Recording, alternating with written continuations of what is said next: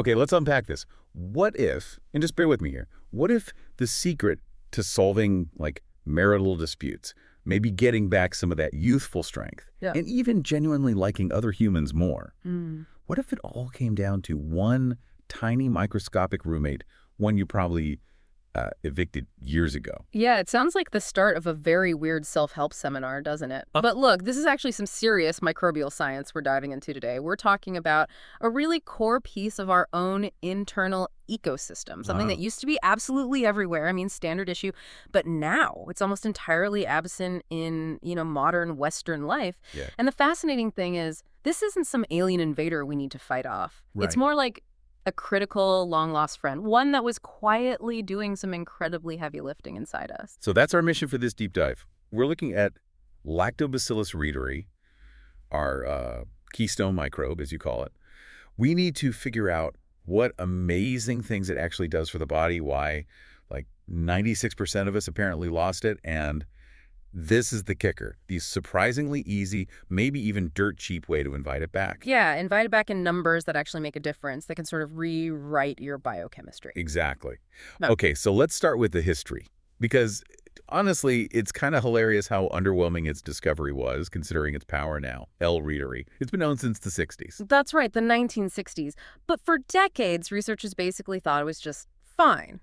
Okay. Its biggest claim to fame was maybe reducing colic in babies. Oh, right, the fussy baby thing. Yeah, less fussiness, maybe helping them get over diarrhea a bit faster. It was seen as, I don't know, the microbial equivalent of a decent intern. Does the job, occasionally helpful, but nothing revolutionary. Nobody really grasped its true potential. Not at all. Not until much, much more recently. And the decline?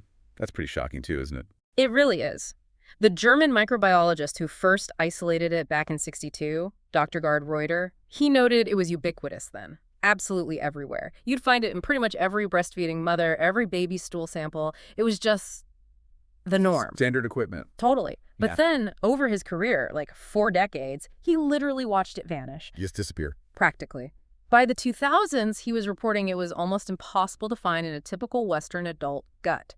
And current estimates, they suggest only about 4% of people, that's what, 1 in 25, Yeah. still carry significant counts of this crucial microbe. Wow, 1 in 25. Yeah.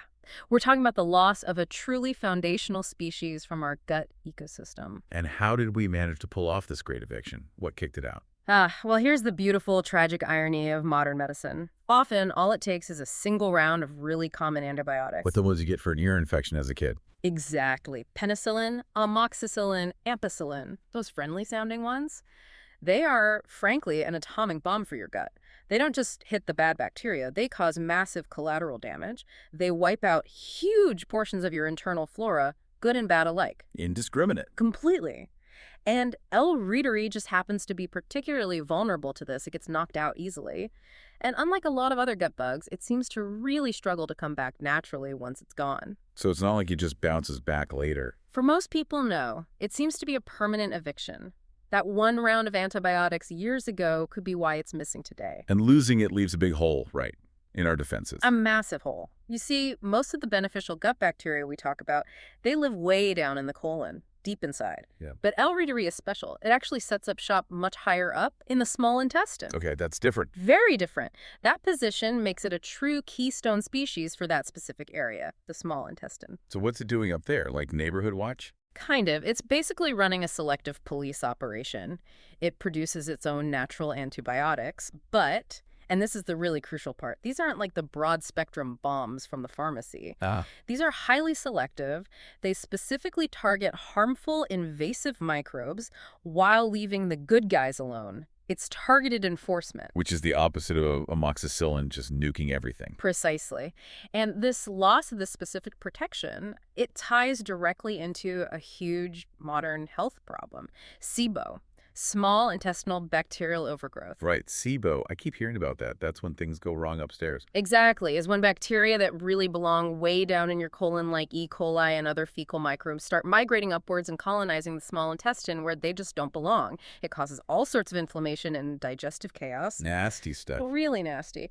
And the loss of L. reuteri, our little small intestine guardian, is strongly suspected to be a major reason why SIBO has become such an epidemic. We essentially fired our security guard decades ago. Okay, so it guards the small intestine.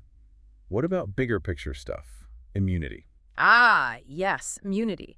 This might be one of its most profound effects, especially regarding aging.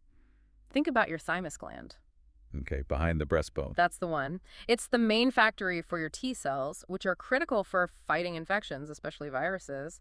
But the thymus starts shrinking pretty drastically after puberty, around age 15. Yeah, I remember reading that. It basically disappears as you get older. It shrinks dramatically. By the time you're, say, 70, it's mostly just fatty tissue, maybe only 10% of its original size and function.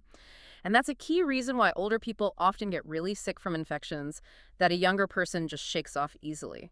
Their T-cell production has plummeted. Okay, that makes sense. So where does L. reuteri come in? This is the mind-blowing part. In animal studies, when they reintroduced L. reuteri to older animals whose thymus glands had shrunk, Yeah. the thymus glands grew back. They were restored back to their original youthful size. Wait, what? Seriously, it grew back. Completely restored. And with it came a major boost in T-cell immunity across the board. It's like finding a biological reset button for a core part of your immune system's decline. That's incredible. Reversing immune aging. It points in that direction. Certainly in these models, it's a huge finding. Okay, immune system restoration. Uh-huh. That's already huge. But then there's this other angle that sounds almost sci-fi. Hormones.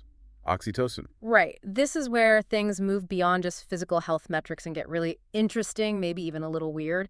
This microbe dramatically increases the body's production of the hormone oxytocin. Oxytocin, that's the love hormone, right? Bonding, empathy, that warm, fuzzy feeling. That's the classic view, yes. Bonding between mother and child, connection with a partner. But the real-world effects observed when L. reuteri is restored and oxytocin levels shoot up are, well, they're wild. How wild are we talking? The animal data shows a staggering increase, like a 300% increase in baseline oxytocin levels just from having this microbe back in the system. 300%. Yep. And you see it play out socially in ways you wouldn't expect.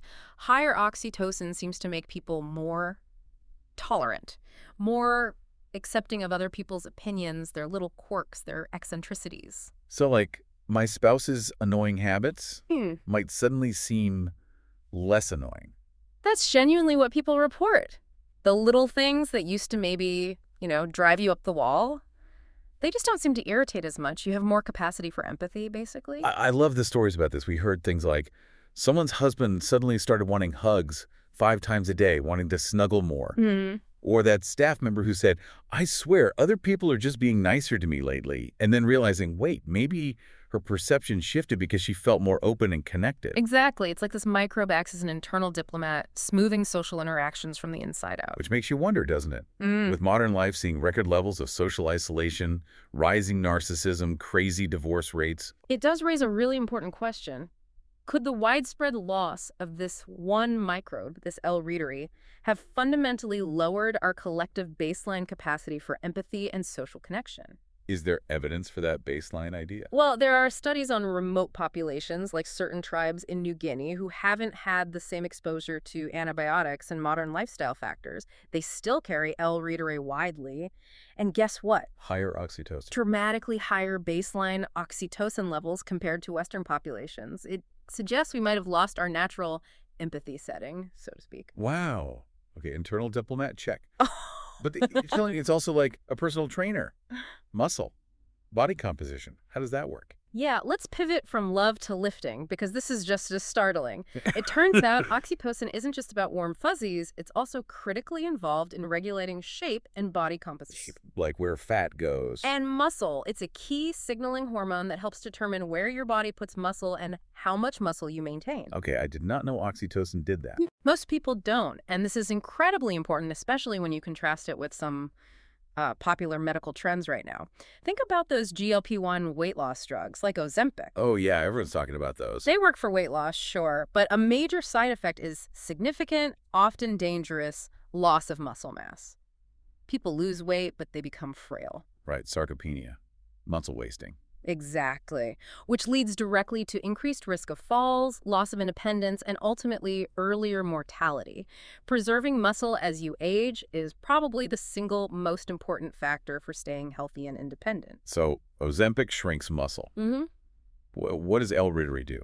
The anecdotes coming from people restoring L-reuteri are, frankly, shocking in the other direction. We're hearing about people gaining significant muscle mass, like 13 pounds, and seeing strength increases of 50% or more in just a few weeks. 13 pounds of muscle in weeks from a microbe. That sounds I unlikely. don't know, it sounds completely outlandish, especially when you hear these are often from people who admit they hate the gym, like one guy reporting going once a week for maybe 15 minutes. 15 minutes a week. Yeah. And his lat pull-down strength went from, say, 130 pounds to 200 pounds in that short time. Okay, wait, hold on. How? Is the oxytocin just magically building muscle without lifting heavy things? That defies physics, right? Well, it's not magic, but the mechanism seems tied directly to that massive oxytocin surge. That 300% increase acts as a surprisingly potent anabolic signal.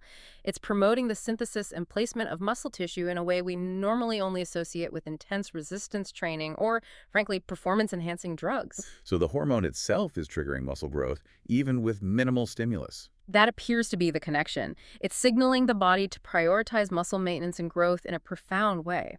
It's not replacing exercise entirely, of course, but it seems to dramatically amplify the effects of even modest activity or just daily living. That's revolutionary if it holds up. It really is, and it doesn't stop there. Beyond muscle, this restoration seems to bring other classic anti-aging benefits. Reports include noticeable increases in testosterone in men. Okay, important for vitality. And preservation or even increases in bone density, particularly noted in women. Wow, so it's hitting muscle, bone, hormones, immunity. It's like an all-around age deceleration bug. It really does seem to tackle multiple key markers of age-related decline simultaneously. It's quite extraordinary. Okay, so if we're convinced, if we want this little miracle worker back, Yeah. what do we do? You mentioned that baby probiotics aren't enough. Right. Those tiny infant tablets or low-count capsules you buy off the shelf, they might contain millions, maybe a billion CFUs if you're lucky.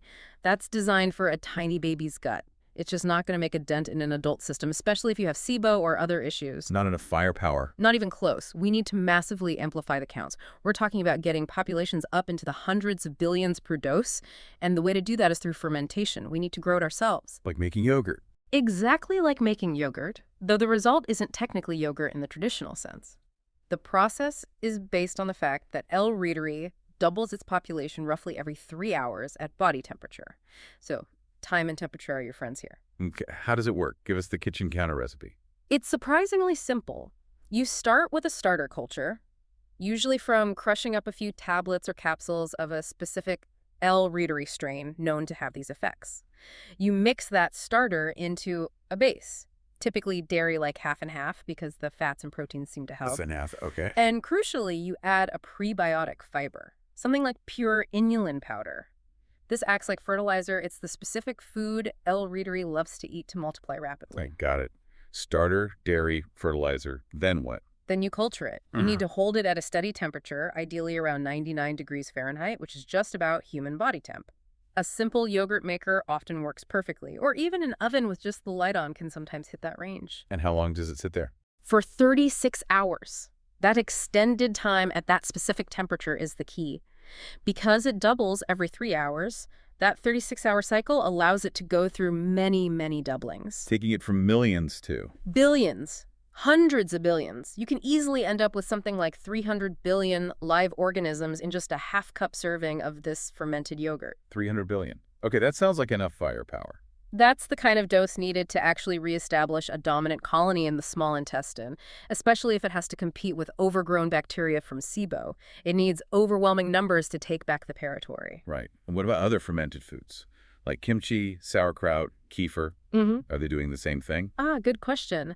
Those traditional fermented foods are fantastic for gut health, absolutely, but they work a bit differently. The microbes in things like kimchi or sauerkraut generally don't take up permanent residence. They don't colonize long-term. So they're just passing through. Mostly, yeah. But as they pass through, they act like cheerleaders for your existing good microbes. They provide food and signals. They cross-feed your beneficial flora, encouraging them to thrive. Okay, so they boost what's already there. Exactly. They promote a bloom of beneficial species, like the ones that produce butyrate. And butyrate is amazing. It's linked to things like reduced anxiety, deeper, more restorative sleep. And maybe even weirder dreams. I think I read that somewhere. Yeah. That's an anecdote that comes up, the return of those vivid, sometimes bizarre, youthful dreams. Flying dreams, or the classic showing up to school naked dream. It seems linked to that butyrate production improving brain function during sleep. Okay, so traditional ferments are good cheerleaders. Reuteri yogurt is bringing back the star player. Got it. Oh. Now, you mentioned a bizarre trick involving juice, the soda hack. Ah, yes, the healthy, potentially explosive soda hack. This is for people who maybe miss sugary drinks like juice or soda, but know how bad sugar is for the gut. I'm intrigued Eh. and slightly scared by the explosive part. Yeah, rightly so.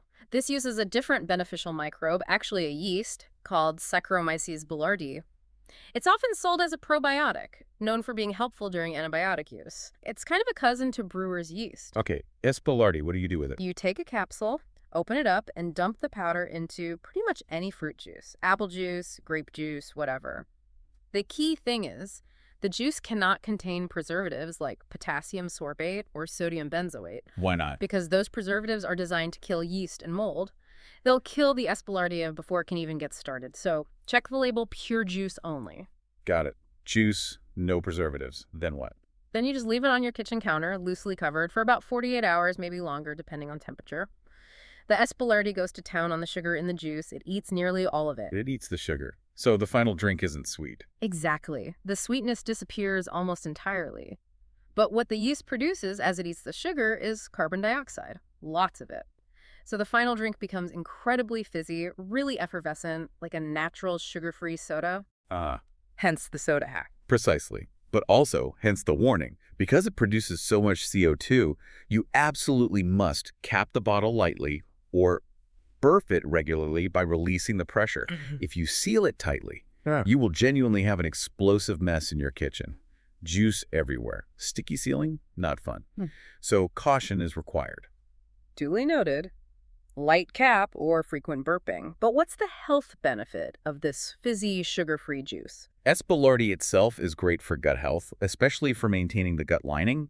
But this drink becomes particularly valuable if you have to take a course of broad-spectrum antibiotics, say for a nasty infection you can't avoid treating. Like damage control. Exactly. Drinking this fizzy S. boulardii brew several times a day while you're on the antibiotics seems to be one of the best things you can do to partially protect your gut lining integrity. It helps mitigate some of the devastation those drugs cause. It won't save everything, but it helps shore up the defenses. Interesting. A protective fizzy drink. Okay, before we wrap up, let's just quickly touch on broader applications. You mentioned skin, food sensitivities. Yeah, just briefly. It connects back to that SIBO and leaky gut issue in the small intestine. Many complex skin conditions, things like rosacea, even some forms of psoriasis or eczema, are increasingly thought to have roots in gut dysbiosis, particularly SIBO, leading to a permeable, leaky small intestine. So the skin issue starts way down in the gut. Often, yes. Stuff leaks from the gut into the bloodstream that shouldn't be there, triggering inflammation that manifests on the skin. So restoring reuteri, healing the small intestine lining, addressing SIBO, that starts tackling the root cause of the skin problem rather than just putting a cream on it to block the symptom. Moving away from just masking symptoms. Exactly. And it's a similar story with many food intolerances, things like reacting badly to FODMAPs or nightshades, legumes, even fructose. Often these intolerances develop because the small intestine lining is inflamed and damaged from SIBO. It's become overly permeable and reactive. So healing the gut lining with reuteri might mean Those food intolerances just go away. As the gut lining heals and the inflammation subsides, the immune system calms down, and you find you can suddenly tolerate foods that you thought were off limits forever. It's fixing the underlying damage. That would be life-changing for a lot of people. Absolutely. So there you have it, this one microscopic creature, Lactobacillus reuteri. We kicked it out probably by accident with antibiotics years ago, and it turns out it was acting as our internal diplomat, our personal trainer, our thymus restorer, our immune booster. It's just absurdly versatile, isn't it? It really is. And I think the enduring lesson here, the really fascinating part, is that the solution isn't about adding some fancy new drug or supplement to the body. It's about restoring something ancient, something fundamental to our biology that we lost along the way through modern living. Right. It's not another intervention from the outside. No, it's about cultivating a healthy, balanced internal community again. Letting the body's own systems, when properly supported, take care of the problems. It's about rebuilding the ecosystem, not dropping another bomb. Which leaves us with a pretty big thought, doesn't it? If this one microscopic creature, lost to modern medicine, can apparently restore our empathy, make us like our spouses more, maybe even help solve marital friction, what else have we carelessly abandoned along the way? What other keys to a healthier, happier human experience might be hiding in plain sight, just waiting to be rediscovered?